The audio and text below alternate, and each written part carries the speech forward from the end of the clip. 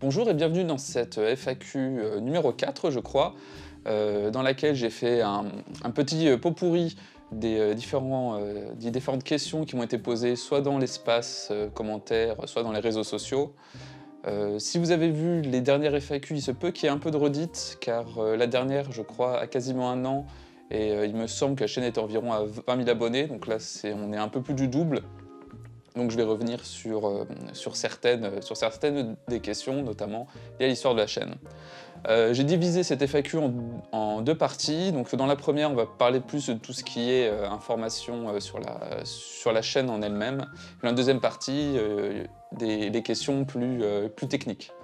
Et voilà, si vous voulez voir les questions qui vous intéressent, dans la description, il y aura le lien avec toutes les questions sur lesquelles vous pouvez cliquer. Et si jamais je n'ai pas répondu à votre question, je m'en excuse, n'hésitez pas à le reposter dans les commentaires et j'essaierai d'y répondre.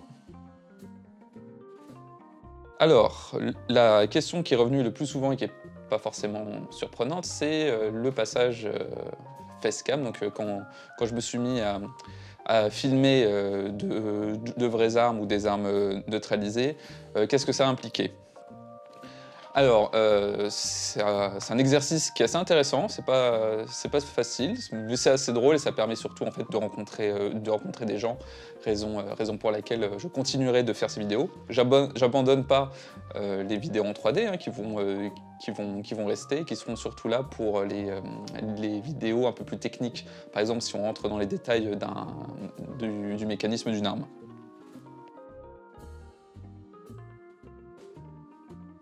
Alors, d'où vient le nom de la chaîne? Alors c'est une question à laquelle j'avais déjà répondu précédemment, mais bon, c'est pas grave. Donc là, Maître Luger, c'était pas du tout le nom de la chaîne initialement.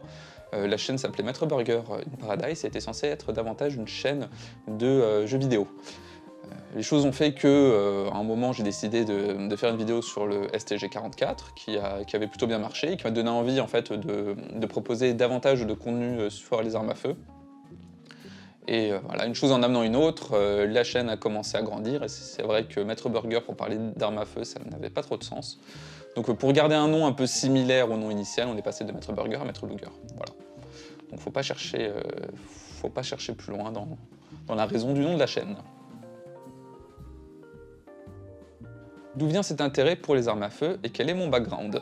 Alors l'intérêt pour les armes à feu, je pense qu'elle est, comme beaucoup de gens, a été initié par tout ce qui est jeux vidéo et cinéma.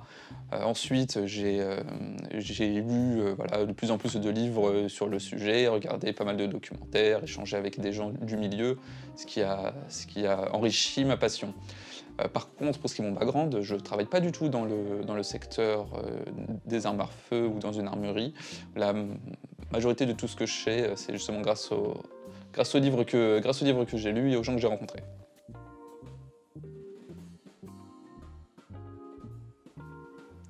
Je vais faire des vidéos de démonstration et de tir. Alors c'est pas prévu, je m'interdis pas évidemment, mais c'est pas la priorité. Si l'occasion se présente, je le ferai, mais ce sera pas pour tout de suite. Comment trouves-tu les armes? Alors, il y a deux façons. La première, qui est la plus simple, c'est que les gens qui me contactent via le mail de la chaîne pour me proposer leur collection. Donc merci à tous ces gens-là qui l'ont fait. Je reviendrai bientôt vers vous une fois que la situation sanitaire et le déplacement sera plus facile. Donc, je n'ai pas oublié vos messages. D'ailleurs, si vous souhaitez me contacter, je mettrai l'adresse de la chaîne. La seconde manière pour trouver du contenu à filmer, en fait, c'est un peu l'inverse. C'est que je fais la prospection, j'envoie des emails aux différentes armureries, aux différents musées, pour qu'ils m'autorisent à filmer leurs armes. Quels sont les projets de 2021? Alors, 2021 normalement sera assez riche. J'avais pas mal de tournages prévus pour fin 2020. Malheureusement, second confinement oblige, j'ai dû un peu changer mes plans. Je vais pas donner d'exemples précis, parce que voilà, c'est pas encore tourné, j'ai pas envie de créer la déception si ça ne se fait pas, mais en tout cas, 2021 promet d'être une année intéressante. Vais-je diversifier les contenus et parler d'autres véhicules que les avions? C'est pas impossible, là encore c'est pas impossible, mais c'est pas la priorité. Que penses-tu de la neutralisation des armes? Alors, c'est une question qui revient assez souvent. La neutralisation des armes, en fait, elle pose deux problématiques. Bah, déjà, la première, c'est vrai que c'est toujours un peu triste, entre guillemets, de rendre une arme fonctionnelle inopérante. Voilà, c'est comme endommager le moteur d'une voiture, ça perd un peu de son charme et de son intérêt. Néanmoins, ça peut permettre à davantage de personnes d'avoir accès à des artefacts historiques intéressants et d'étudier leur mécanisme. Et pour moi, le drame de la neutralisation la plus moderne, c'est le fait que toutes les pièces soient soudées entre elles, qu'il n'y ait plus de pièces mobiles. Et ça, ce type de neutralisation est à mon avis catastrophique parce que ça transforme ces artefacts historiques qui sont intéressants tant par le fait qu'ils aient potentiellement été utilisés lors de conflits. Ça également supprime tout intérêt mécanique. Donc les neutralisations modernes, ce n'est pas trop ma tasse de thé. Alors, une question qui est un peu plus provoque, mais que je prends quand même. Pourquoi es-tu si insistant pour les demandes d'abonnement et pour Tipeee? Alors, pour la partie des abonnements, pourquoi je demande à ce que l'on s'abonne? C'est pas uniquement pour atteindre les 50 000, 100 000 et je sais pas vers où on va aller. Non, en fait, c'est surtout pour gagner en légitimité. Quand je contacte des musées et des entreprises, forcément, c'est pas la même réaction quand j'avais 10 000 abonnés que quand j'en ai quasiment 50 000 aujourd'hui. Ça facilite les choses. Également, moi, ça me permet, en regardant les statistiques, de comprendre déjà les gens qui regardent, ce qui marche ou ce qui marche pas. Après, majoritairement, je fais les vidéos que j'ai envie de faire. Mais c'est toujours intéressant voilà, d'avoir ces statistiques. Et en règle générale, il me semble que le taux d'abonnement est de l'ordre de 20%. Ce qui est, à mon avis, perfectible et je pense que l'on peut faire mieux. Pour ce qui est du Tipeee, pourquoi je le mets en avant? Bah, tout simplement parce que Tipeee a permis de financer la plupart des projets de cette année, des différentes vidéos. Et ça va surtout financer les projets de l'année prochaine, qui, comme j'ai dit, vont être assez intéressants, mais vont te demander de pas mal bouger. Et aussi, c'est toujours une marque de soutien qui est assez intéressante, et je préfère passer par du financement participatif que d'accepter des sponsors qui n'ont pas vraiment de lien avec la chaîne. J'ai pas mal d'entreprises qui me contactent pour faire du placement de produits ou pour parler d'applications. De leurs applications, mais je trouve pas ça intéressant et c'est la raison pour laquelle je le fais pas et je préfère passer par Tipeee pour ce qui est du financement de la chaîne. Une question plus légère, comment j'entretiens ma moustache? Eh bah, si vous voulez savoir comment je l'entretiens, en fait, c'est le stade ultime des tipeurs. À partir de 1 000 € par mois, je vous donne le secret. Est-ce que j'ai quelques conseils pour les gens qui s'intéressent au domaine? Alors, mon premier conseil, c'est peut-être d'acheter 2-3 bouquins sur le sujet, des bouquins sérieux, également de faire un tour dans votre club de tir le plus proche, de jeter un œil à ce que c'est que la réalité du tir, et aussi et surtout d'oublier les différents mythes autour des armes à feu et de partir avec un esprit très ouvert, parce que souvent les informations que l'on peut avoir ou les réputations sur certaines armes en fait, n'ont pas vraiment de valeur en soi. Donc autant les oublier et essayer de commencer avec des sources solides. Comment expliquer les différences de vue entre les vidéos? Je sais pas beaucoup. Après, forcément, il y a certaines armes très connues où là je m'attends à ce que ces vidéos fonctionnent mieux que les autres. Mais par exemple, les vidéos sur l'aviation, en fait, je suis souvent assez surpris du nombre de vues. Après, ça guide pas spécialement mon contenu. Même en règle générale, je préfère faire des vidéos sur des armes que j'apprécie mais qui sont pas forcément très connues, qui font pas beaucoup de vues, plutôt que de chasser les armes qui vont marcher. Autre question un peu saugrenue, quel est mon gâteau préféré? Bah, c'est le Paris-Brest. Alors une question qui revient assez souvent, c'est quelles sont mes armes préférées? Alors j'en ai pas vraiment, mais il y a certaines armes sur lesquelles j'aimerais bien faire des vidéos. Pour ce qui est des armes de poing, je dirais l'automag, le P210, le P38 et le C96. Donc si vous disposez de ces magnifiques armes, envoyez-moi un petit message. Et pour ce qui est des armes d'épaule, je dirais FG42, Walther WA2000 et RSC modèle 1917. Donc voilà toutes les questions liées à la chaîne, et on va passer maintenant aux questions un peu plus techniques. Alors, première question entre guillemets technique, c'est qu'est-ce qu'un marteau linéaire? Alors, un marteau linéaire, c'est un concept compliqué pour expliquer quelque chose en fait, d'assez simple. C'est dans la majorité des cas, en fait, le marteau va s'abattre sur le percuteur via un mouvement de rotation. Sur un marteau linéaire, en fait, le marteau va avancer de manière longitudinale. Par exemple, on peut le voir dans une arme comme le VZ58 qui dispose d'un marteau linéaire.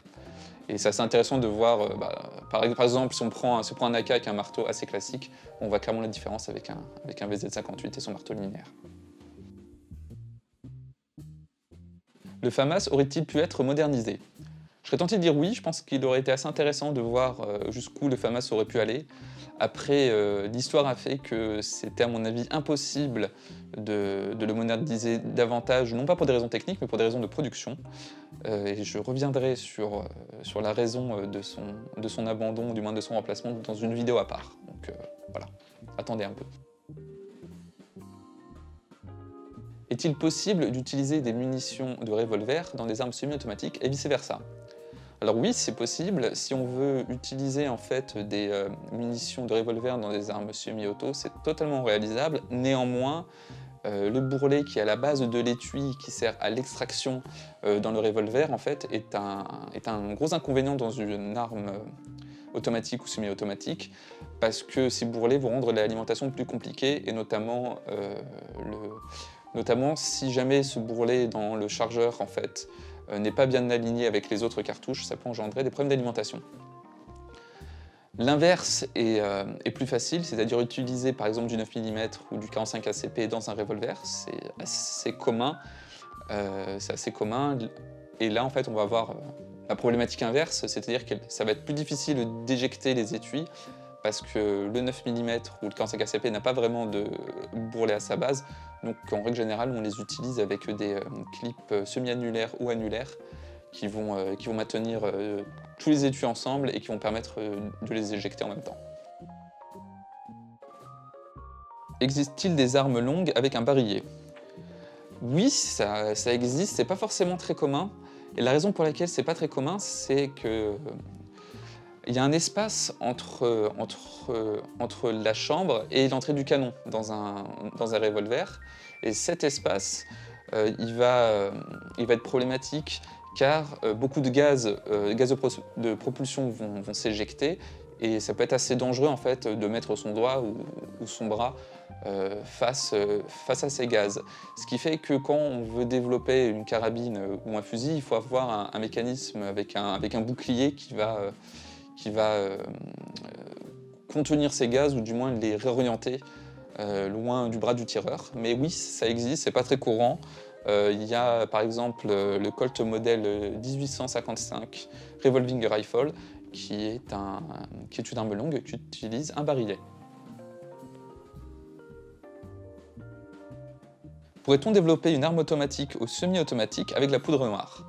Oui, c'est possible, mais ce serait pas un succès dans le long terme, parce qu'en fait la poudre noire brûle de manière plus lente que les poudres modernes, comme la poudre sans fumée, et aussi génère davantage de résidus, et forcément si on a beaucoup de résidus dans un mécanisme automatique ou semi-automatique, ça va créer des problèmes de manière assez rapide.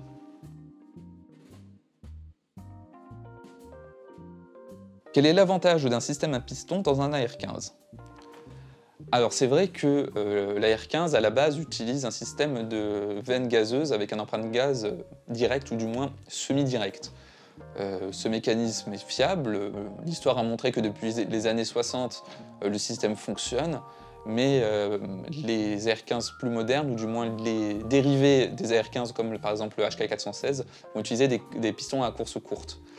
L'avantage du piston, en fait, ça va surtout être dans, par exemple, l'utilisation des modérateurs de son. Ça va permettre de réduire le trop-plein de gaz qui va être injecté dans le système.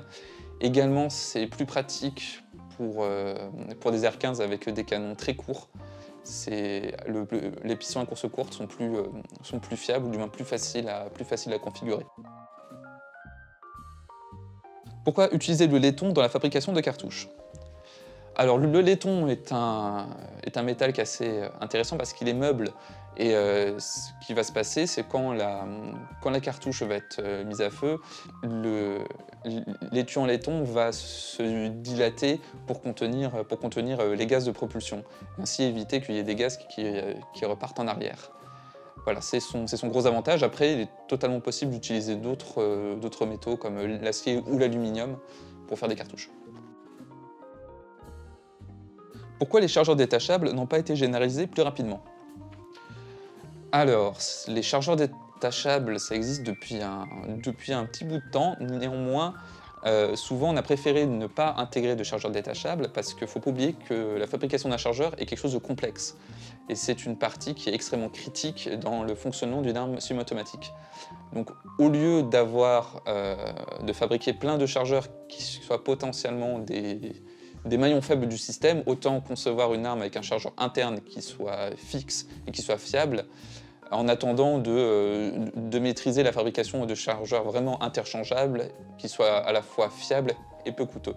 C'est pour ça qu'il a fallu attendre un petit bout de temps avant d'avoir des chargeurs détachables qui soient devenus aujourd'hui le standard. Alors, après une question sur la R15, une question sur l'AK notamment, comment a évolué cette plateforme au fil du temps. C'est vrai que les premiers AK avec la AK-47, AKM, AK-74 et AK-12 sont esthétiquement assez différentes. Après, leur mécanisme reste fondamentalement le même avec la culasse rotative et leur piston à course longue. Néanmoins, il y a quelques petites subtilités, notamment pour ce qui est des tenons de verrouillage et des métaux utilisés. Après, c'est un sujet sur lequel je travaille et j'aimerais en savoir. Voilà, j'aimerais lire quelques bouquins en plus avant de venir avec une réponse. Mais voilà, suivez la chaîne et je ferai à mon avis une vidéo sur ce sujet. Avant-dernière question, pourquoi n'est-il pas de fusil qui utilise un système de percussion similaire au Glock? Donc je pense que la personne qui a écrit cette question faisait référence à la platine qui va utiliser un percuteur semi-armé ou totalement armé, ce qui est le cas par exemple du Glock et la plupart des pistolets modernes comme le P320 avec ce système de percuteur. Alors ça existe dans certaines armes longues, mais en fait il n'y a pas vraiment besoin de ce mécanisme qui est assez intéressant parce qu'il permet de gagner de la place. Là où dans un fusil, on peut mettre un marteau parce qu'on n'a pas de souci de place. Donc voilà, c'est aussi simple que ça. Enfin, dernière question, les revolvers Manurhin sont-ils encore fabriqués?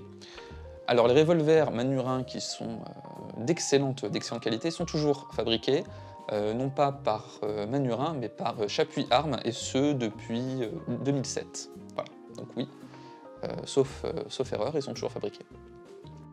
Donc voilà, c'est la dernière question. Je remercie les différentes personnes qui m'ont posé des questions. Comme j'ai dit dans l'intro, si jamais j'ai pas répondu à votre question, n'hésitez pas à la reposer. On se dit normalement à bientôt pour des vidéos plus classiques. Et sur ce, abonnez-vous à la chaîne et si vous le souhaitez, vous pouvez également soutenir mon travail sur Tipeee. Merci!